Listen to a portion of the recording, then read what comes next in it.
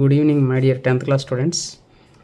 పాలిటిక్స్లో మనకి ఈ lesson chapter 3 gender, religion and caste. Already ఈ మూడు పదాలకి అర్థాలు మనకు తెలుసు. జెండర్ అంటే మేలా ఫిమేలా అంటే ఆడ మగ, ఇది. రిలిజియన్ అంటే మతము, మీకు ఆల్రెడీ తెలుసు మతం అంటే. అండ్ క్యాస్ట్ కులము. ఈ లెసన్ ఎందుకు పెట్టాడంటే కారణం ఏంటంటే లింగ వివక్షత భారతదేశంలో జెండర్ డిస్క్రిమినేషన్ ఉంది. భారతదేశంలోనే కాదు, ప్రపంచవ్యాప్తంగా. రిలిజియన్ మత విషయంలో మైనారిటీస్, మెజారిటీ పీపుల్స్ మనకు 9th క్లాస్లో కూడా చెప్పుకున్నాము. భారతదేశంలో హిందువులు majority peoples, Muslims, Christians, Jains, Sikhs, Zoroastrians వీళ్ళందరూ కూడా మైనారిటీ పీపుల్స్ వస్తారు. అలాగే క్యాస్ట్ డిస్క్రిమినేషన్స్, ఇది మొదటి నుంచి కూడా భారతదేశం అనాది కాలం నుంచి క్యాస్ట్ డిస్క్రిమినేషన్, కుల వివక్షత జరుగుతూ ఉంది. సో దానికి సంబంధించినటువంటి లెస్ అనమాట. ముఖ్యంగా జెండర్కి సంబంధించినటువంటి వాడు కాన్సెప్ట్ ఎక్కువగా ఇచ్చాడు. సో దీనికి సంబంధించి మనం చూసుకుంటే భారతదేశంలో అనేక మతాలు, అనేక కులాలు, వివిధ భాషలు మాట్లాడే వాళ్ళు ఉన్నారు. సో వివిధ భాషలు మాట్లాడేవారు ఉండటం వల్ల రకరకాల డిస్ప్యూట్స్ వస్తాయి. సో ఆ పర్పస్ మీద వీడు 3 కాన్సెప్ట్స్ తీసుకోవడం జరిగింది: జెండర్, రిలిజియన్, క్యాస్ట్ మాట. సో ఇక్కడ ఉన్నటువంటి ఈ కాన్సెప్ట్ ఇక్కడ చూస్తే జెండర్ అండ్ పాలిటిక్స్, ఈ జెండర్ చూస్తే సో ఇక్కడ ఒక విషయం గమనించాలి. సెక్సువల్ డివిజన్ ఆఫ్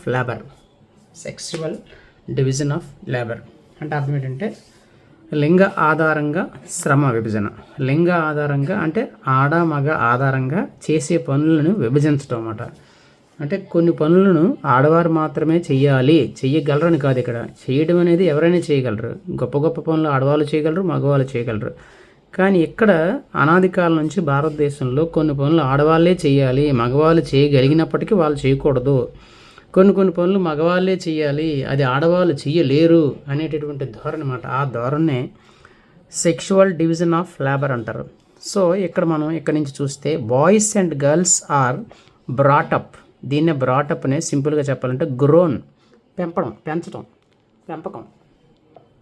అంటే పిల్లల్ని పెంచడం అన్నమాట. అది boys and girls are brought up to believe that the main responsibility of women is house work and bringing up children. అంటే బాలబాలికల్ని పెంచటం, పోషించటం, లేదా వాళ్ళని ఆలనాపాలన చూడటం, బ్రాట్ అప్ అంటే లేదా గ్రోన్, పోషించటం అనేది ఎవరు చేయాలనే విషయం. ఇక్కడ ఎవరు చేయాలి దానిని మహిళలు చేయాలన్నమాట. అంటే వాళ్ళని స్నానాలు చేయించటం, ఇంట్లో వంట చేయించటం, పిల్లల ఆలనాపాలన చూసుకోవటం, ఇలాంటివి మొదటి నుంచి ఈ పనులు కేవలం పురుషులు చేయగలిగినప్పటికీ ఇలాంటి చిన్న పనులు ఆలనాపాలన వంటింటికి మాత్రం పరిమితమయ్యి మహిళలే చేయాలనే నమ్మకం మాట, బిలీఫ్.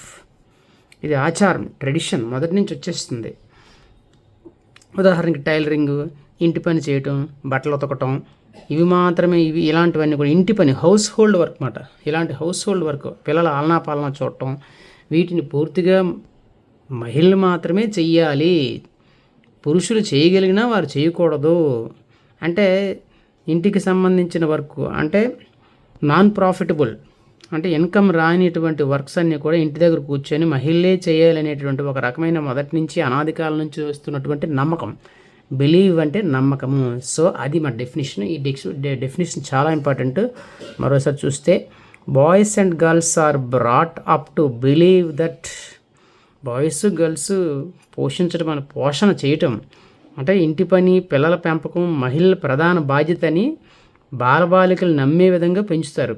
అంటే మొదటి నుంచి పెంచడం, బాలబాలికలను ఎవరా ఈ పనులు బాయ్సే చేయాలరా, ఈ పని గర్ల్సే చేయాలరా, వీళ్ళు గర్ల్స్ చేయలేరు ఈ పని అని మొదటి నుంచి పిల్లల్ని కూడా మనం అలాగే పెంచుతాం మొదటి నుంచి అన్నమాట. అంటే ఇక్కడ ఏంటంటే వర్క్ డివిజన్ అన్నమాట, వర్క్ డిస్ట్రిబ్యూషన్ జరుగుతుంది. అంటే చేయగలిగినప్పటికి కూడా బాయ్స్కి ఆ పనులు అప్పచెప్పరు. ఫర్ ఎగ్జాంపుల్ చెట్టు మీద ఉన్నటువంటి కొబ్బరికాయలు తెంపండి, లేదంటే మామిడికాయలు తెంపండి, ఇలాంటివన్నీ కూడా బాయ్సే చేయగలరు, పురుషులు గర్ల్స్ చేయలేరు. నిజానికి వాళ్ళు కూడా చేయగలరు, కానీ మొదటి నుంచి అలా ఫీడ్ చేస్తానన్నమాట. ఇలాంటి ఫీడ్ చేసి వర్క్ని డిస్ట్రిబ్యూట్ చేయటమే సెక్సువల్ డివిజన్ ఆఫ్ లేబర్. మరోసారి డెఫినేషన్ చూస్తే ఇది మీరు ఖచ్చితంగా రాసుకోవాలి జూమ్ చేసి. Boys and girls are brought up to believe that the main responsibility of women is house hold work లేదా house work and bringing up children. అంటే పిల్లల్ని మొదటి నుంచి మనం ఎలా పెంచుతున్నామంటే, ఎలా పోషిస్తున్నామంటే, హౌస్ హోల్డ్ వర్క్ అంతా కూడా మహిళలే చేయాలి లేదా ఆడపిల్లలే చేయాలి, పిల్లల్ని నానా పనులు వాళ్ళే చూడాలి, బయటికి వెళ్ళి పనులు చేయటం, బయటికి వెళ్ళి డబ్బులు సంపాదించడం, కొంచెం కొంచెం శారీరకంగా శ్రమించాల్సిన, బయటికి వెళ్ళి శారీరకంగా శ్రమ చేయాల్సినటువంటి పనులన్నీ పురుషులే చేయాలి, బాలులే చేయాలి అనేటటువంటి ధోరణి మనం మొదటి నుంచి పిల్లలు పెంచేస్తున్నాం.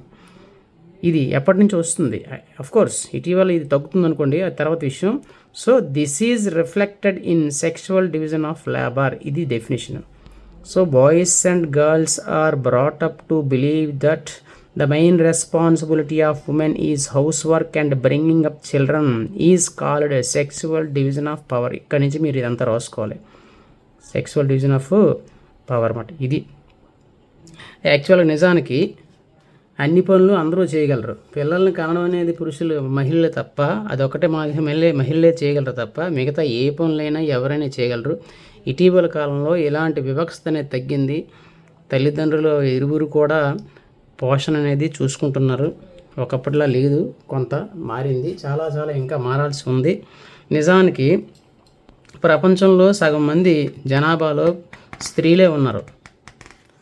పురుషులు సగం, స్త్రీలు సగం. కానీ పురుషులతో సమానంగా వాళ్ళకి హక్కులు అనేవి ప్రపంచవ్యాప్తంగా, not only India but also world, సమానంగా వాళ్ళకి హక్కులు లేవు. ముఖ్యంగా యూరప్లో తీసుకుంటే అనేక ఉద్యమాలు జరిగాయి. మనం లాస్ట్ టైం చెప్పుకున్నాం 9th క్లాస్లో. అమెరికా వార్ అని, అమెరికా ఇండిపెండెన్స్ మూమెంట్ అని, ఫ్రెంచ్ రెవల్యూషన్ అని. అందరికీ స్వాతంత్రం వచ్చింది కానీ ఆ మహిళలకు స్వాతంత్రం రాకపోవడం, వాళ్ళకి హక్కులు ఇవ్వకపోవడం, ఓటు హక్కు ఇవ్వకపోవడం, పురుషులతో సమానంగా ఇవ్వకపోవడం వలన అనేక రకాల రెవల్యూషన్స్ జరిగాయి. మహిళల హక్కుల కోసం ప్రపంచవ్యాప్తంగా ఒక ఉద్యమం జరిగింది. ఆ ఉద్యమాన్ని ఫెమినిస్ట్ మూమెంట్ అంటారు. ఫెమినిస్ట్ మూమెంట్ ఇక్కడ చూస్తే మనకి ఈ ఫెమినిస్ట్ మూమెంట్ కోసం నెక్స్ట్ వీడియోలో చెప్పుకుందాం. వీడియో లెంత్ అయిపోద్ది.